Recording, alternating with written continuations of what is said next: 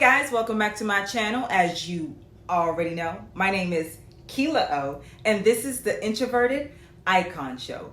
If you were tuned in with us last week, we went over living on purpose and the steps that you need to take so that you can essentially be living and not just existing. If you haven't had the opportunity to check out that video, I recommend that you check it out now. But the topic of today is us discussing how I am a Jane of all trades. Well, what does that mean? It means that I am multi-talented, multi-passionate, and very creative in a multitude of ways, okay? And I'm going to be going into detail and sharing with you guys my story of being a serial entrepreneur and how I navigate all of that. Before we dive in, you already know what we're going to do. I'm going to be telling you guys what Google says a Jane of all trades is. Now, if you've heard of a Jack of all trades, it's really the female version of that, but still I'm going to give you guys a detailed definition. It says a Jane of all trades is a woman who has a variety of skills and is adept at many different tasks. So it's not multitasking per se, but it's being proficient in a multitude of different areas. And I'll give you guys some examples in a second, but I want to pinpoint how once upon a time, this used to be a negative term. It used to be thrown out as an insult and saying that, you're all over the place. You're not solid, or you don't have a foundation in just one career, or you don't have your footing. Now it's been flipped, and now it's a positive term because people are realizing that you got to be good at multiple things in order to make the money you want to make. Also, on a positive note, when you're really good at a lot of things, you're able to help and to reach much more people throughout the day versus someone that's going to their traditional 9-to-5 or someone who just has one talent. And there's nothing wrong with having a 9-to-5 and having one talent, but realistically speaking, the person that is multi-passionate, multi-talented, and very creative gets to see more people throughout their day. Like, for example, someone that's a stockbroker during the day, a youth basketball coach in the afternoon, and a musician at night. That person is seeing way more people, reaching out to way more people, and helping way more people through their talents. So it is a blessing and not a curse like it was painted before. And you have this wonderful feeling of doing the things that you love and having the opportunity to help people along the way. Next, we're going to talk about how since childhood, we have been programmed to pick a lane and to stay in that lane no matter what. I know you guys can recall a time in elementary school when your teachers had you raise your hand and say, I know what I want to be when I grow up. And some of your classmates said, I want to be a doctor. Some said, I want to be a lawyer. Some said, I want to be a teacher. And as well in college, when you had to sign that paperwork saying, I'm going to major in this, I'm going to minor in that. I, for one, did not know the answers to those questions up front. I gave you guys the example in our last video about my brother knowing exactly what he wanted to be from the time he was 5 years old. He knew that he wanted to be a chef. And to this day, he is a certified chef, cooking every single day. I, for one, had to go through a lot of trial and error to get to the point where I discovered what I'm supposed to be doing. I was always good at a lot of things, and I knew from my childhood that I was different and that I didn't want to conform. Now we're going to talk about being confined into a box of what other people believe that you should be doing with your life. It is very easy to listen to other people and to settle for what they think is a good idea for you. But if you're multi-talented, multi-passionate, and creative, you cannot settle. It keeps you up at night. It has you tossing and turning. You feel like there's more to life than what's going on before you. And if you're confused like I was, my recommendation would be to consult with God and ask for signs. I asked him, I said, you have me doing this, this, and this, but which one is it? And in a week's time span, he answered and said, I want you to do all three. You're multi-talented, and I want you to operate in all of your gifts. I don't want you to settle in any type of way. And I made a lot of money in that week, believe it or not. So I knew that, okay, obviously this is from God and I need to be doing this, but I chose at that point not to listen to everyone else. So this is my story. When I was a little girl, I never knew what I wanted to be when I grew up because I was good at so many things. I said that before. I just knew that I really loved art. I can tell you guys the moment that my mom had bought me an easel. I can still recall it. She bought me an easel and an apron, and I remember every Scholastic book fair buying the exact same black art kit, using the color pencils till there was no more, rubbing out all of the oil pastels until they were down to nubs, coloring and drawing every single day, up until the point when I was about 11 years old. And at another Scholastic book fair, I bought a cheetah print diary, and in that diary is when I wrote my very first poem.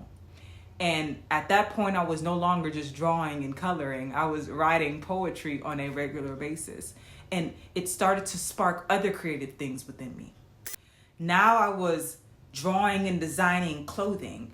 I was 12 and 13 years old when I learned how to crochet and sew. And now I'm making my own things with my own two hands, drawing, writing, designing, crafting.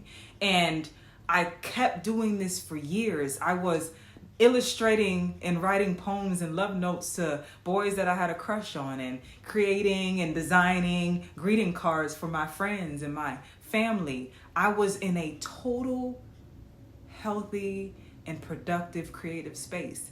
And I was doing this and doing this and doing this. But at some point, I started to put it in the back of my mind. Because as you're getting older, you're starting to hear that these are hobbies and not careers. And I took that to heart, especially going into high school. Despite loving writing, I settled to want to do other things. I can't lie, I didn't totally put writing on the back burner with the rest of the art stuff, because I took no art classes in high school. However, I did take advanced writing classes. I still entered poetry contests, writing contests. I took IB Lit and Lang because I was just that good at it.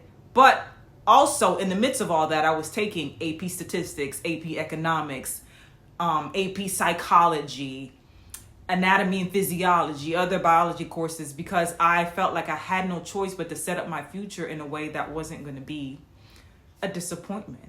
You see all the time in movies and in real life too that being an artist is not really, widely accepted.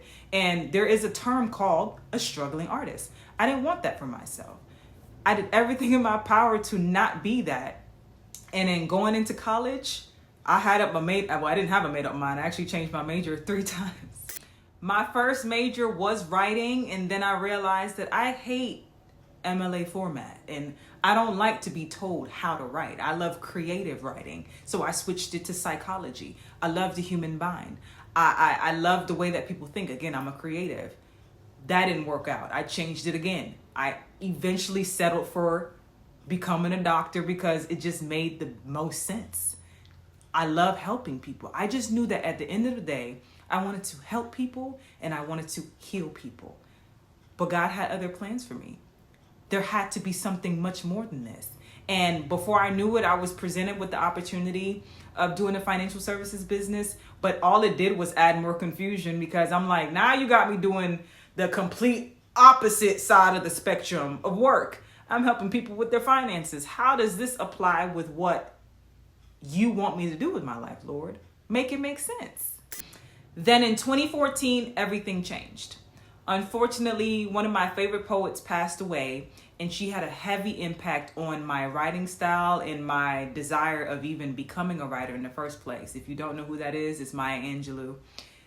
And her passing put me in a space where I felt like I had to commemorate, or I had to, pay homage to the work that she's done and how she's impacted my life creatively. She has a book called I Know Why the Caged Bird Sings. And I remember this moment like it were yesterday. It was toward the end of the year. I was on the phone with one of my friends at the time, and I was washing dishes, and then suddenly it was a spark of my imagination. And I said, I know why the sea runs deep. And my friend asked, why? And I said, because it's filled with our lies and the truths we keep. See, it knows what we know and the things we sweep under the rug like we dug to get the things we reap. They ain't that deep, like the words we speak. Never comprehend the meaning until the well runs bleak. Yeah, you think you sleek through every trough and peak, but it'll come ashore and make those knees go weak. And you'll be asking how, but those knees will bow. Before him, as we know it, you'll be screaming, thou art my Lord and Savior, my light and only love. The truth, your name is Jesus, the one I'm thinking of. You laid your life for thee, for each and every sin. Your blood, it covers me, and now you dwell within. From me writing that poem, I went on to write my very first book of poetry, and then my second, and then my third. I've at this point written 7 books of poetry just from that spark of inspiration, and I haven't looked back. And because I have not looked back, I've only been moving forward. In the midst of me writing those books, I started drawing and getting curious about what does it look like to draw on the computer. I started doing digital art and designing logos. Now, I have a plethora of logos that are on social media that I drew for customers and clients. I actually have a logo that is on a building for a client. I have art in homes that I've done with my digital art. I started to pick up my crochet needle and my sewing machine, and I have designed clothes that are in people's closets. I have stuff that's in my closets too that I'm going to be sharing with you guys in the near future. But I did not allow that space of being stagnant to be my reality for the rest of my life. I continue to press forward, and I'm so glad that I did, because I genuinely get to do what God intended for me to do from the beginning, and that is a multitude of things. Imagine if I had settled. My art would not be on the walls of other people's homes. My books would not be on shelves. My poetry would have never reached the people nor touched the lives that they have touched. I'm so glad that I listened to myself and that I listened to God, because I still get to do what I've always wanted to do, and that is to heal people and to help people. I just do it in a way that does not require me be a doctor. So I get to help people and heal people in their finances. I get to help and heal people in their faith. I get to help and heal people within themselves. And I get to help and heal people in their souls. That's what I get to do with my many talents, my many passions, and all of the creativity that God has put within me. I did not settle, and neither should you.